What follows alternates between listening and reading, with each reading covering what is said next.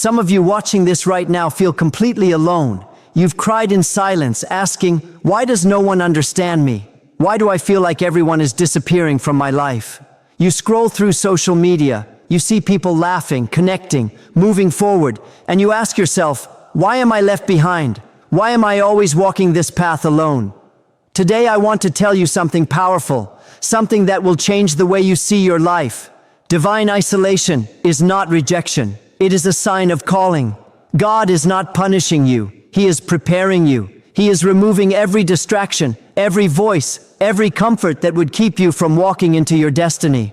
You see, the chosen ones often walk alone because their purpose is too great for ordinary companionship, their destiny too weighty for shallow relationships, and their spirit too high for ordinary understanding. This is exactly why we are talking about why the chosen ones walk alone, God's hidden reason.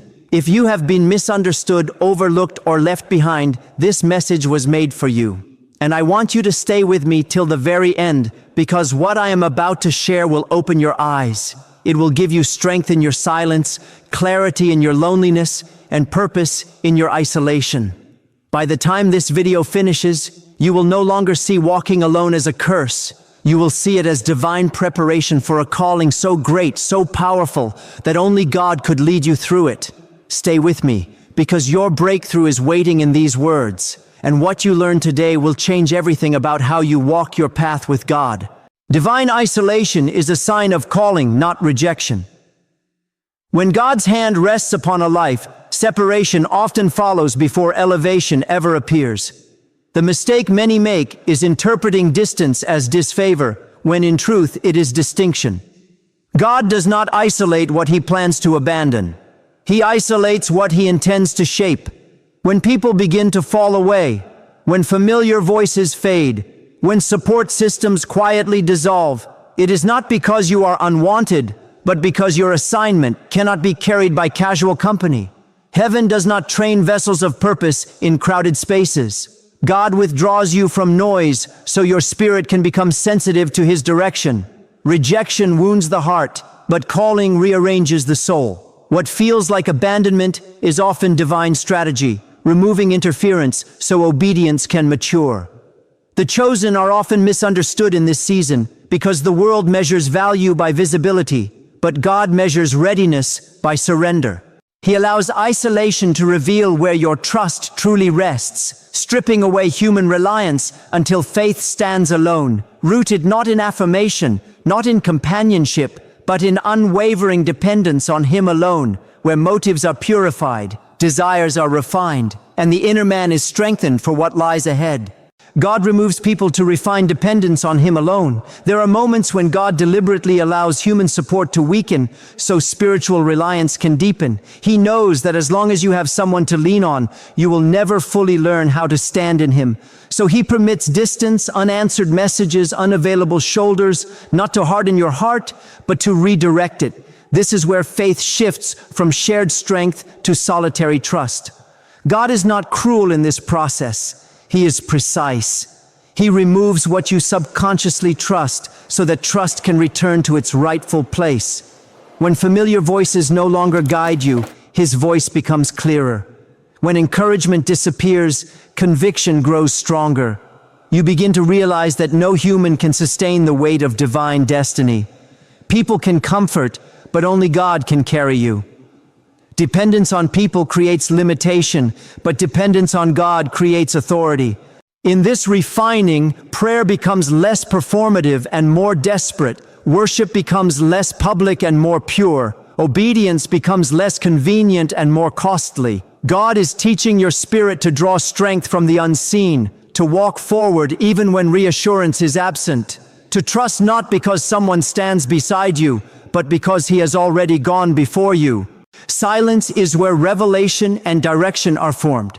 God rarely reveals weighty instructions in loud environments because noise competes with obedience. When He quiets your surroundings, it is because what He is about to say requires precision.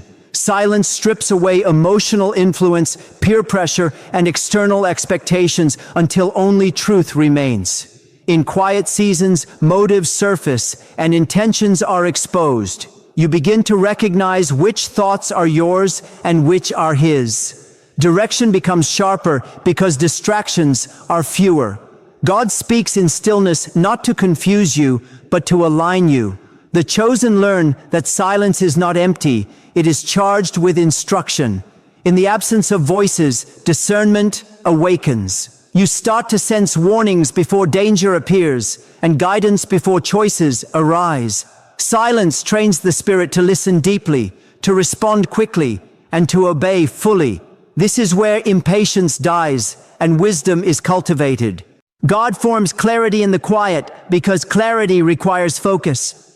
When the soul is still, divine whispers carry authority, correction becomes gentle, and direction becomes unmistakable, shaping the inner man to move, not by impulse, not by emotion, but by divine leading that cannot be shaken or manipulated. The chosen are separated because their purpose is weighty. God does not assign great responsibility to a life that has not learned restraint, discernment, and discipline. Separation is the training ground for those entrusted with heavy purpose. The more significant the assignment, the fewer companions can walk alongside it. Weight requires strength, and strength is not formed in comfort. God distances the chosen from environments that would dilute focus or weaken resolve. He knows that constant access to people can soften conviction and blur direction. Separation sharpens vision and strengthens resolve. It teaches the soul how to carry pressure without collapsing and how to remain faithful without affirmation. The chosen must learn how to stand firm when misunderstood and how to remain obedient when unsupported. Purpose demands clarity, and clarity demands distance from distraction. God isolates not because the chosen are fragile, but because their calling is demanding.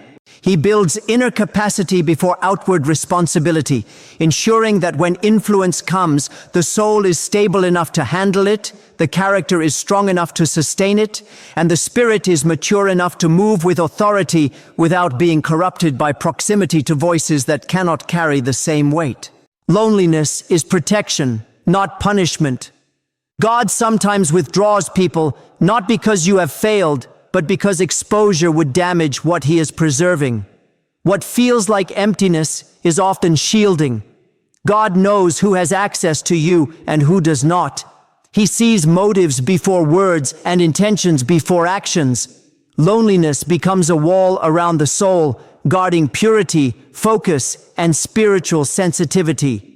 In isolation, manipulation loses its power, comparison fades, and compromise has no place to grow. God protects the chosen from emotional dependence, from toxic attachments, and from relationships that would slowly erode discernment. Solitude becomes a filter, allowing only what aligns with purpose to remain.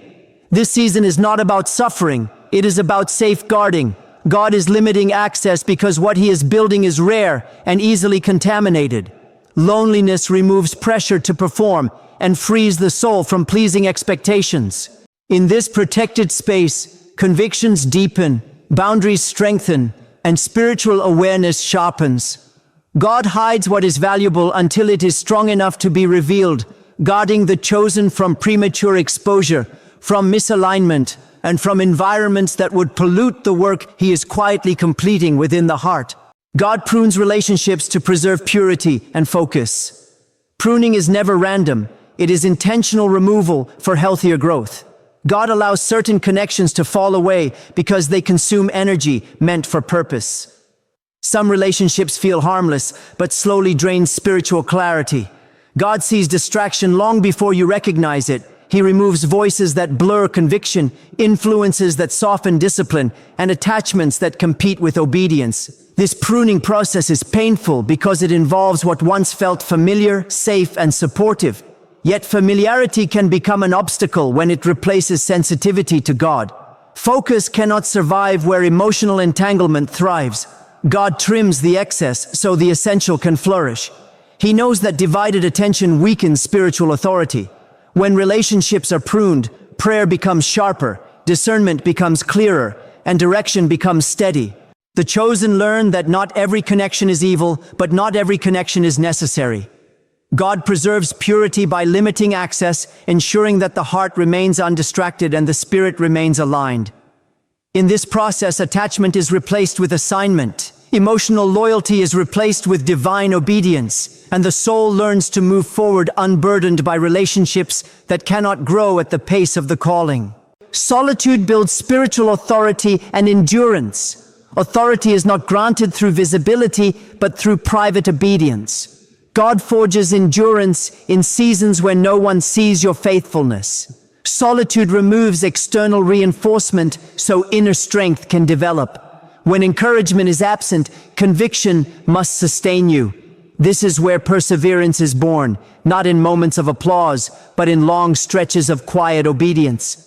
God allows the chosen to walk alone so they learn how to endure pressure without collapsing and remain steady without support. Spiritual authority grows when obedience is maintained despite discomfort. Solitude trains the soul to withstand delay, misunderstanding, and resistance without losing alignment. It produces depth, patience, and stability. Those who cannot endure silence cannot carry influence. God builds resilience by stretching time and withholding validation. Endurance becomes a spiritual muscle strengthened through repeated surrender. In this quiet forging, reactions are disciplined, emotions are submitted, and faith becomes immovable. The chosen emerge carrying authority that does not need explanation and endurance that does not retreat when opposition arises, able to remain faithful through seasons of obscurity, resistance, and prolonged waiting without losing clarity, integrity, or spiritual strength. Narrow paths are required for higher assignments.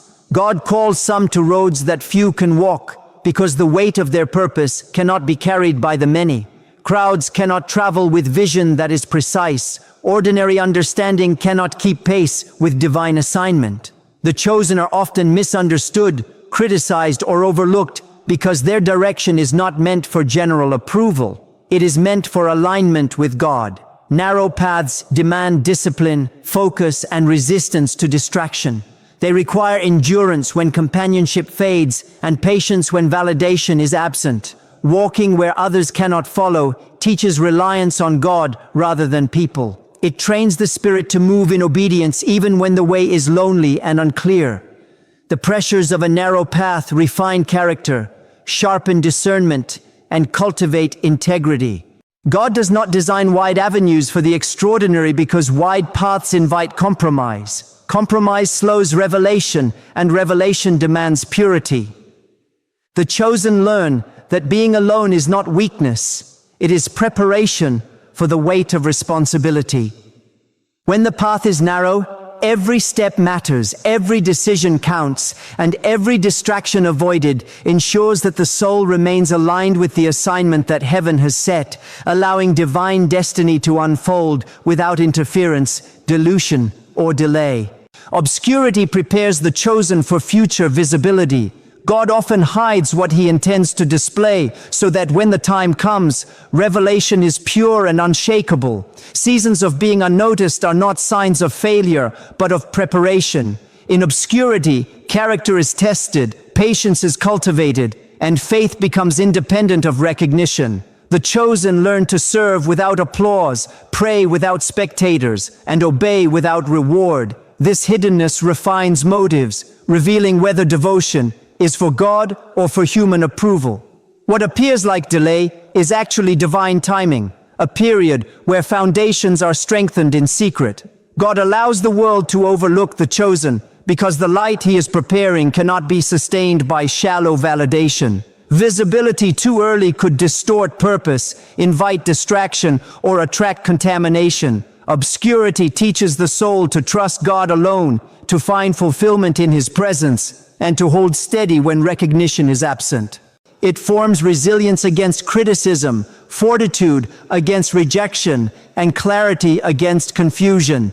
When God finally reveals the chosen, it will be undeniable, unmistakable, and unstoppable, because every hidden season has cultivated authority, wisdom, and readiness to carry divine responsibility without faltering. Walking alone with God is elevation, not loss. The chosen often mistake separation for abandonment, but every step taken in divine solitude lifts the spirit into a higher frequency. When companions fall away, when support seems absent, and when understanding is scarce, God is elevating the soul above ordinary reliance. This elevation reshapes perspective, teaching the chosen to measure value by obedience rather than approval. The silence that once felt heavy becomes a sanctuary where intimacy with God grows deeper than any human relationship could provide. Pain becomes instruction, tears become refining fire, and solitude becomes the proving ground for spiritual maturity. Walking alone reveals that true strength is not dependent on the presence of others, but on alignment with the Creator. The chosen learn to move with authority, even in isolation, to discern clearly without guidance from the crowd, and to maintain joy without validation. What others call loneliness, the Spirit now calls sacred elevation, because it positions the soul to carry responsibility, influence, and vision that crowds cannot contain. In this place, dependency shifts entirely from people to God, and the heart discovers that being alone with Him is not emptiness, but the preparation for greatness that only He can orchestrate. Now look at your life through God's eyes.